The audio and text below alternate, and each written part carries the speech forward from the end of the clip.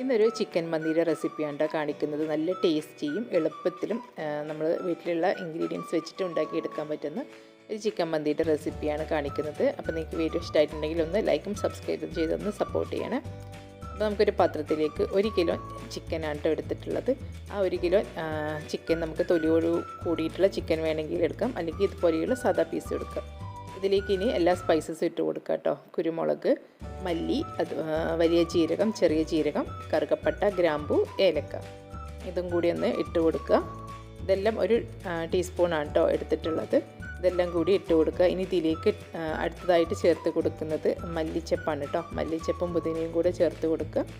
പിന്നെ ഇതിലേക്ക് ചേർത്ത് കൊടുക്കുന്നത് ക്യാപ്സിക്കാണ്. ഒരു ക്യാപ്സിക്കത്തിൻ്റെ പകുതിയാണ് കേട്ടോ ചേർത്ത് കൊടുക്കുന്നത്. ഇനി ഇതിലേക്ക് 2 ചിക്കൻ ക്യൂബും കൂടി ചേർത്ത് കൊടുക്കുന്നുണ്ട് കേട്ടോ. പിന്നെ ചേർത്ത് കൊടുക്കുന്നത് 2 ടേബിൾ സ്പൂൺ അറബിക് മന്തി മസാലയാണ്. പിന്നെ ചേർത്ത് കൊടുക്കുന്നത് കുറച്ച് റെഡ് കളറാണ് കേട്ടോ. ആവശ്യമെങ്കിൽ മാത്രം മതി ഒരു ഭംഗിക്ക് വേണ്ടിയിട്ട്. പിന്നെ നമ്മളൊരു 1/2 കപ്പ് സൺഫ്ലവർ ഓയിലും കൂടെ ചേർത്ത് കൊടുക്കുന്നുണ്ട്. പിന്നെ ഇതിലേക്ക് കുറച്ച് കുരുമുളക് പൊടി കൂടെ ആവശ്യമുണ്ടായിരുന്നു കേട്ടോ. ഞാൻ ഈ ഒരു സമയത്ത് ചേർക്കാൻ മറന്നു പോയതാണ്. അപ്പോൾ ഒരു ടേബിൾ സ്പൂൺ കുരുമുളക് പൊടി കൂടി ചേർത്ത് കൊടുത്തിട്ടാണ് നന്നായിട്ടൊന്ന് മിക്സ് ചെയ്തെടുക്കേണ്ടത്. ഇനി ഇതെല്ലാം കൂടി ഒന്ന് നന്നായിട്ടൊന്ന് മിക്സ് ചെയ്തെടുക്കുക കേട്ടോ. ഈ ഒരു സമയത്ത് ആവശ്യമെങ്കിൽ മാത്രം ഉപ്പ് ചേർത്ത് കൊടുക്കുക. ചിക്കൻ ക്യൂബിൽ ആവശ്യത്തിനുള്ള ഉപ്പുണ്ടാവും, അപ്പോൾ നോക്കിയിട്ട് വേണം കേട്ടോ ചേർത്ത് കൊടുക്കാനായിട്ട്. ഞാനിവിടെ കുറച്ച് ചേർത്ത് കൊടുക്കുന്നുണ്ട്. ഇനി ഇതും കൂടെ കൂട്ടിയിട്ട് നന്നായിട്ടൊന്ന് മിക്സ് ചെയ്തെടുക്കുക. എന്നിട്ട് നമുക്കിതൊരു ഫ്രിഡ്ജിലാണെങ്കിൽ നമുക്കിതൊരു അരമണിക്കൂർ ഒന്ന് റെസ്റ്റ് ചെയ്യാൻ വെക്കാം കേട്ടോ. പുറത്താണെങ്കിൽ നമുക്ക് 1 മണിക്കൂർ 1.5 മണിക്കൂറൊക്കെ ഒന്ന് റെസ്റ്റ് ചെയ്യാൻ വെക്കാം. ആ സമയത്ത് നമുക്ക് ഇതിലേക്ക് വേണ്ടിയിട്ടുള്ള അരി ഒന്ന് തിളപ്പിച്ചെടുക്കാം. അപ്പോൾ അരി തിളപ്പിച്ചെടുക്കാനായിട്ട് ഞാനൊരു പാനിൽ കുറച്ച് വെള്ളം വെച്ച് കൊടുത്തിട്ടുണ്ട് കേട്ടോ. ഇതിലേക്ക് ആവശ്യത്തിനുള്ള ഉപ്പ് ചേർത്ത് കൊടുക്കുക. അതുപോലെ ഒരു ഉണക്ക നാരങ്ങയും പട്ടയും കറുകപ്പൂവും ഏലക്കായും കൂടെ ചേർത്ത് കൊടുക്കുന്നുണ്ട്. അതുപോലെ 1/2 ടീസ്പൂൺ അറബിക് മന്തി മസാലയും കൂടെ ചേർത്ത് കൊടുത്തിട്ടുണ്ട് കേട്ടോ. കുറച്ച് ഓയിലും കൂടെ ചേർത്ത് കൊടുത്തിട്ട് നന്നായിട്ടും തിളപ്പിച്ചെടുക്കാം. അപ്പോൾ ഞാനിവിടെ 1 കിലോ അരിയാണ് കേട്ടോ എടുത്തിട്ടുള്ളത്. അത് വൈറ്റ് ബസുമതി റൈസ് 2 മണിക്കൂർ നേരം വെള്ളത്തിലിട്ട് പൊതിർത്തിയെടുത്തിട്ട് ഊറ്റിയെടുത്തതായിരുന്നു. വെള്ളം തിളക്കുമ്പോൾ ഇതിലേക്ക് അരി ഇട്ട് കൊടുക്കുക.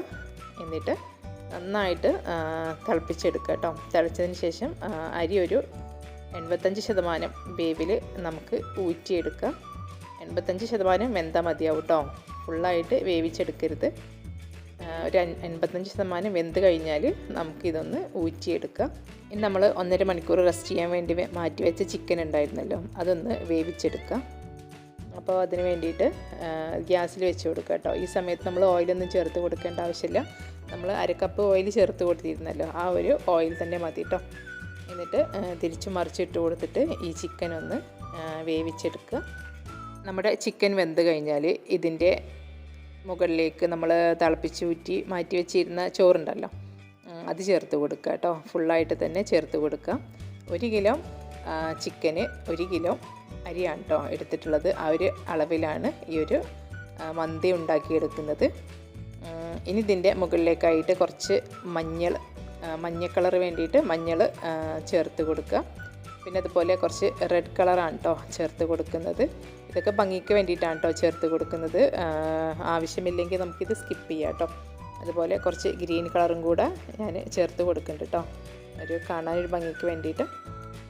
ആവശ്യമില്ലെങ്കിൽ നമുക്കിത് ഒഴിവാക്കാം. ഇനി ഇതിലേക്ക് ഒരു 3 പച്ചമുളക്, അതുപോലെ ഒരു ക്യാപ്സിക്കം, തക്കാളി, ചെറിയ വലിയുള്ളിയുടെ പീസ്, ഇതെല്ലാം ഈ ഒരു രീതിയിൽ കട്ട് ചെയ്തിട്ട് ഈ ഒരു റൈസിൻ്റെ മുകളിലായിട്ട് വെച്ച് കൊടുക്കുക കേട്ടോ. നമുക്ക് ഈ ഒരു മന്തിക്ക് ഒരു പ്രത്യേക ടേസ്റ്റ് തരുന്നത് ഈ ഒരു സംഭവമാണ് കേട്ടോ. ഈ ഒരു തക്കാളിയുടെയും വലിയുള്ളിയുടെയും ക്യാപ്സിക്കത്തിൻ്റെയൊക്കെ ഈ ഒരു ഫ്ലേവർ ഈ ഒരു റൈസിലേക്ക് ഇറങ്ങും കേട്ടോ. അപ്പോൾ അതാണ് നമുക്ക് റെസ്റ്റോറൻറ്റിൽ നിന്ന് കിട്ടുന്ന ആ ഒരു റൈസിൻ്റെ ടേസ്റ്റ് ആവും കേട്ടോ ഈ ഒരു മന്തിക്ക്. അപ്പോൾ നിങ്ങളെല്ലാവരും ഈ ഒരു മന്തി ഒന്ന് ട്രൈ ചെയ്ത് നോക്കാം കേട്ടോ. നല്ല ടേസ്റ്റാണ് ഈ മന്തി കഴിക്കാനായിട്ട്. അപ്പോൾ ഇന്ന് നമുക്ക് ഇതിൻ്റെ മുകളിലേക്കായിട്ട് നമ്മൾ കുറച്ച് ചാർക്കോള് ഒന്ന് കത്തിച്ചിട്ട് കുറച്ച് ഓയിലും കൂടെ ഒന്ന് വെച്ച് കൊടുത്തിട്ട് ചാർക്കോളിൻ്റെ മുകളിലേക്കായിട്ട് കുറച്ച് ഓയിൽ ഒഴിച്ച് കൊടുക്കുക കേട്ടോ. അങ്ങനെ നമുക്കൊന്ന് സ്മോക്ക് ചെയ്തെടുക്കാം. എന്നിട്ട് ഒരു 1/2 മണിക്കൂർ ചെറിയ തീയിലായിട്ടൊന്ന് വെച്ച് കൊടുക്കുക കേട്ടോ. അതിനുശേഷം ഫ്ലെയിം ഓഫ് ചെയ്യുക. എന്നിട്ട് എത്ര നേരം വെക്കാൻ പറ്റുമോ അത്രയും നേരം ഇതുപോലെ തന്നെ അടച്ച് വെക്കുക കേട്ടോ. അപ്പോൾ നമ്മുടെ മന്തി റെഡി ആയിട്ടുണ്ട്. നമുക്കിതൊന്ന് തുറന്ന് നോക്കാം കേട്ടോ. ഒരു 1.5 മണിക്കൂർ കഴിഞ്ഞതിന് ശേഷമാണ് ഞാനിത് തുറന്ന് നോക്കുന്നത്. ഇനി ഇതെല്ലാം കൂടി ഒന്ന് മിക്സ് ചെയ്ത് കൊടുക്കും. നമ്മുടെ മന്തി ഇവിടെ അടിപൊളിയായിട്ട് കിട്ടിയിട്ടുണ്ട് കേട്ടോ. നല്ല ടേസ്റ്റാണ് കേട്ടോ ഈ ഒരു മന്തി കഴിക്കാനായിട്ട്. ഈ തക്കാളിയുടെയും ക്യാപ്സിക്കത്തിൻ്റെ ഒക്കെ ഫ്ലേവർ റൈസിലേക്ക് ഇറങ്ങിയിട്ട് നല്ല ടേസ്റ്റാണ് കേട്ടോ ഈ ഒരു റൈസ് കഴിക്കാനായിട്ട്.